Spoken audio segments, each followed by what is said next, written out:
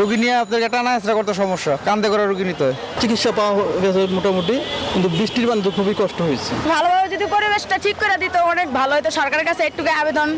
আষাঢ়ে বৃষ্টি নতুন নয় রাজধানীতে জলাবদ্ধতার ছবিও। তবু প্রতিবারই কয়েক ঘন্টার বৃষ্টিতে থমকে যায় নগর জীবন। এবারও ব্যতিক্রম নয়। টানা বর্ষণে সবচেয়ে বড় ভোগান্তির চিত্র রাজধানীর ঢাকা মেডিকেল কলেজ হাসপাতাল এলাকায়। জরুরি বিভাগের সামনেই হাঁটু সমান পানি মারিয়ে চিকিৎসা নিতে আসছেন রোগীরা।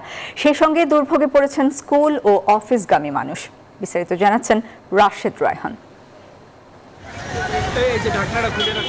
টানা বৃষ্টিতে সড়কে পানি জমে যাওয়ার চিরচেনা সখ্যতার প্রভাব পড়েছে রাজধানীর সবচেয়ে বড় চিকিৎসা কেন্দ্রে। ঢাকা মেডিকেল কলেজ হাসপাতালের জরুরি বিভাগের সামনে থেকে ভেতরের অংশ পর্যন্ত জমে গেছে হাঁটু সমান পানি। তৈরি হয়েছে চরম ভোগান্তি।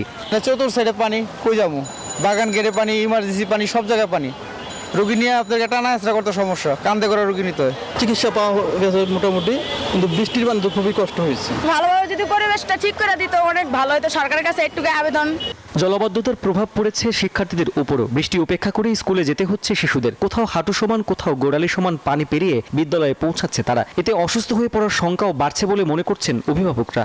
পরীক্ষা আছে, সেই জন্য স্কুলে যেতে হচ্ছে।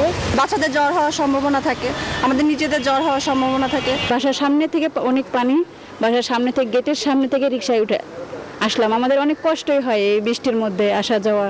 রাজধানীর মিরপুর, বনানী, গুলশান সহ বিভিন্ন এলাকায় এখনো রয়েছে জলাবদ্ধতা। স্থানীয়দের অভিযোগ, পানি নিষ্কাশনের কার্যকর তৎপরতা খুব একটা চোখে পড়েনি। গ্রিন রোডে থাকা হসপিটালগুলোতেও প্রবেশ করতে হিমশিম খাচ্ছেন নগরবাসী। নিউ মার্কেট এলাকার দোকানগুলোতেও পানি উঠে ক্ষতির মুখে ব্যবসায়ীরা। বৃষ্টি শুরু হওয়ার সঙ্গে সঙ্গে মনে হয় এখানে পানি জমে যায়। এই রাস্তায় অল্প পানি হলেই আমরা ঢুকতে পারি না, আমাদের অনেক কষ্ট হয়। আমার মতো যারা সেবা নিতে আসছেন সবাই অসুবিধার মধ্যে আছে। চতুর্থ সাইডের পানিগুলো এখানে চলে আসার পর এখানে পানি জমে, তখন হয়তো যদি এটা ক্লিয়ার করে তাইলে না চলে যাবে, কারণ ক্লিয়ার তো করতে পারে না। সহসায় বর্ষণের এমন রূপ বিদায় নেবে না। ঢাকাকে ভুগতে হবে আরও কিছুদিন, জানালো আবহাওয়া অফিস।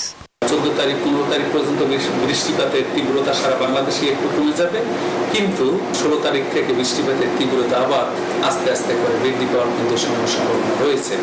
বর্ষা আসে প্রতি বছর, সঙ্গে আসে জলাবদ্ধতাও। বদলায় না শুধু নগরবাসীর ভোগান্তির চিত্র। রাশেদ রায়হান, নিউজ 24, ঢাকা।